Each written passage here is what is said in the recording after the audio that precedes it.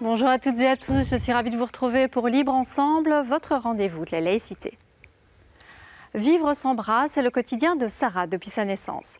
Un handicap dont elle a petit à petit fait une force. Elle a développé d'autres capacités et fait preuve d'une dextérité impressionnante avec ses orteils. Aujourd'hui, elle n'est plus gênée par le regard des autres. Au contraire, elle montre son quotidien avec sa fille sur les réseaux sociaux. Malgré cet exemple, notre société est encore trop peu inclusive et c'est en misant sur plus de solidarité et d'équité qu'elle le deviendra. Reportage de Nicolas Francom.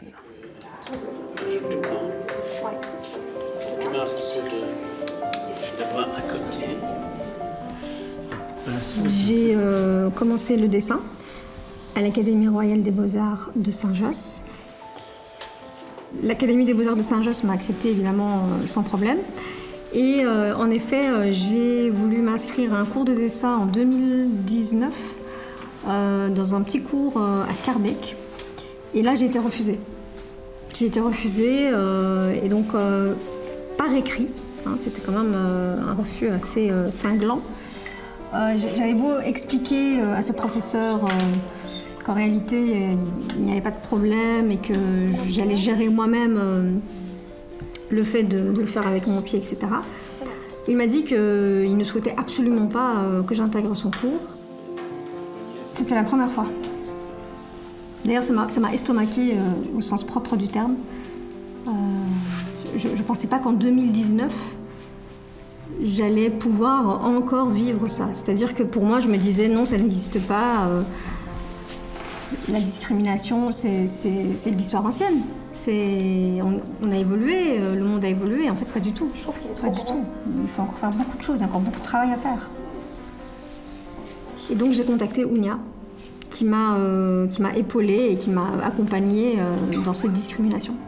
Au fond, la technique est extrêmement difficile parce que tu peins la couleur, mais tu regardes le blanc que tu laisses. C'est exactement ça. C'est en négatif. C'est terrible, hein?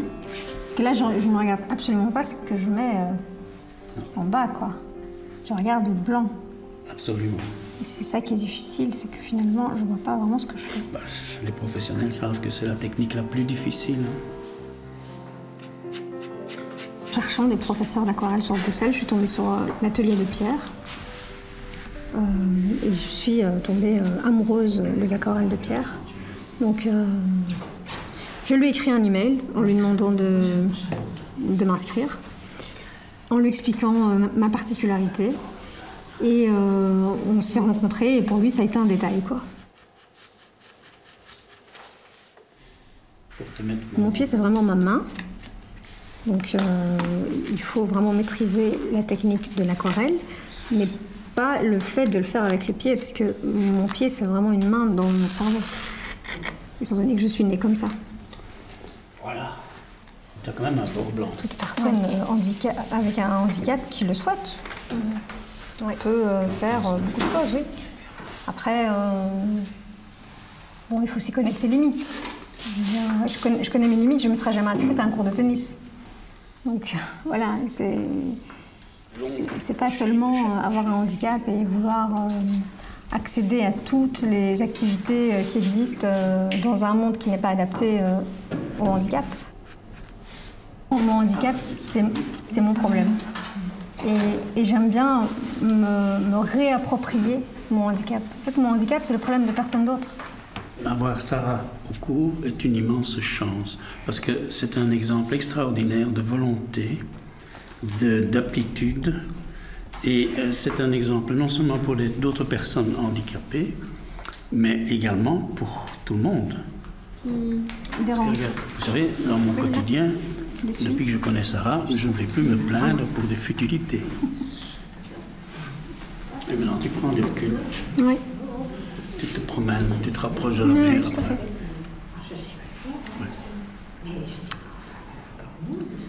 Ouais. La grande solitude. Tu me donnes la main et on y va. Allez, on y va.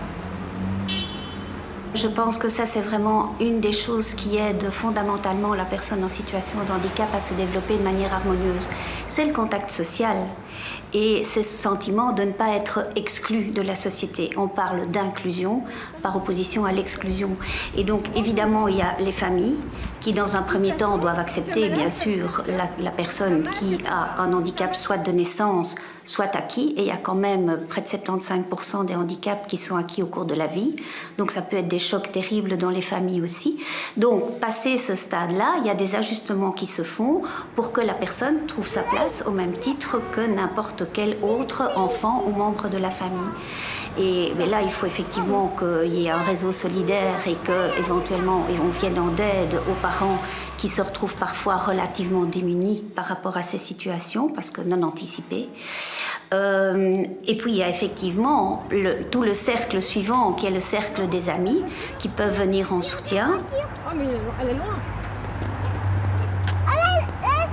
L'égalité en droit, c'est un fait. Je veux dire, c'est un droit qui doit être plein et entier, bien sûr, puisque c'est un citoyen ou une citoyenne comme tout le monde. Maintenant, la question de l'équité, ce n'est pas vouloir que la personne en situation de handicap puisse développer complètement les mêmes compétences que quelqu'un qui n'a pas de déficience.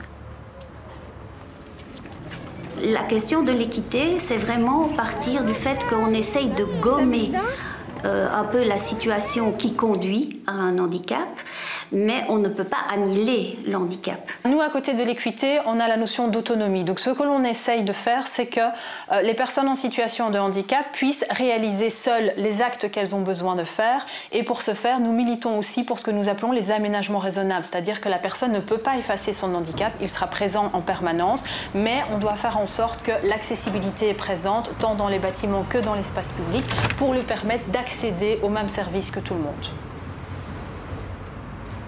La difficulté, c'est que ça se fait secteur par secteur. Donc il y a par exemple dans l'enseignement un décret inclusion qui impose les aménagements raisonnables.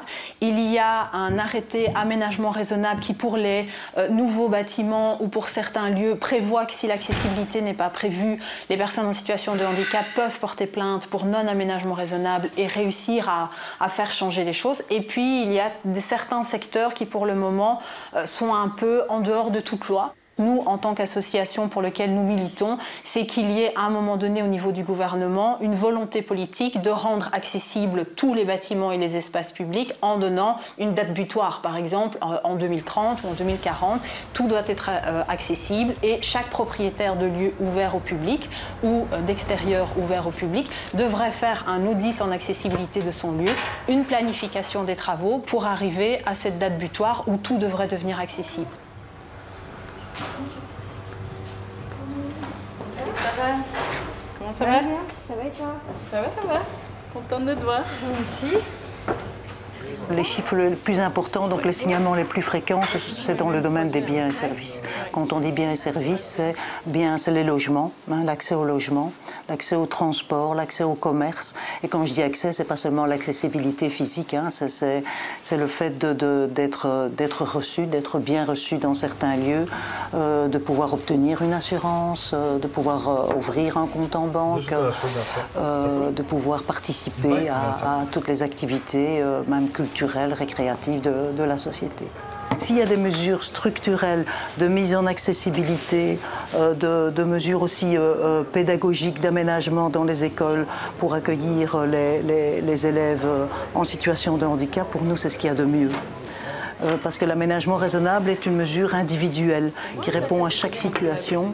Mais on pense aussi que si y a des choses qui sont mises en place structurellement, anticipativement, ça va régler beaucoup de questions des aménagements raisonnables individuels.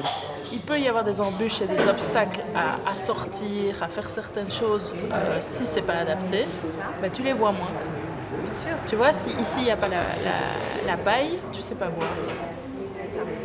Donc peut-être qu'à un moment tu vas plus avoir le courage de le faire, quoi, de sortir, de demander, de ci, de là. Et encore, j'ai envie de dire, c'est plus simple pour toi de ce point de vue-là d'entrer. Tu sais déjà entrer dans le bar, etc. Et à la limite que la personne qui est avec toi t'aide. Et tu avais une solide volonté de te débrouiller toute seule aussi. Ça, je m'en rappelle. Tu avais la volonté de faire un max toi-même, quoi. Il était hors de question qu'on t'aide pour des trucs que tu savais faire. Je pense effectivement que c'est une question d'effort commun, mais pas seulement pour le handicap, pour toutes les questions liées à la société. À commencer par la personne handicapée elle-même, qui exprime ses besoins, qui exprime aussi sa place, sa liberté, et puis sa famille, et puis toutes les personnes qui la côtoient au quotidien. Je me sens libre, bien sûr. J'ai jamais senti avoir des barrières ou autre. Je pense qu'il faut juste s'adapter, mais que c'est possible. Donc je pense que c'est vraiment une question de se réapproprier sa liberté, redéfinir sa liberté. La liberté, c'est très vaste. Votre liberté n'est pas la mienne, évidemment. Mais ça, c'est le fait que nous ne sommes pas la même personne et nous n'avons pas la même situation. Donc j'ai ma liberté, elle a certainement des limites, mais ces limites-là, moi je les accepte et elles ne me frustrent absolument pas. Si vous souhaitez revoir ce reportage ou vous informer sur la programmation de nos prochaines émissions, rendez-vous sur le site internet qui s'affiche en bas de votre écran. Merci de nous avoir suivis et à très bientôt pour un nouveau rendez-vous de la laïcité.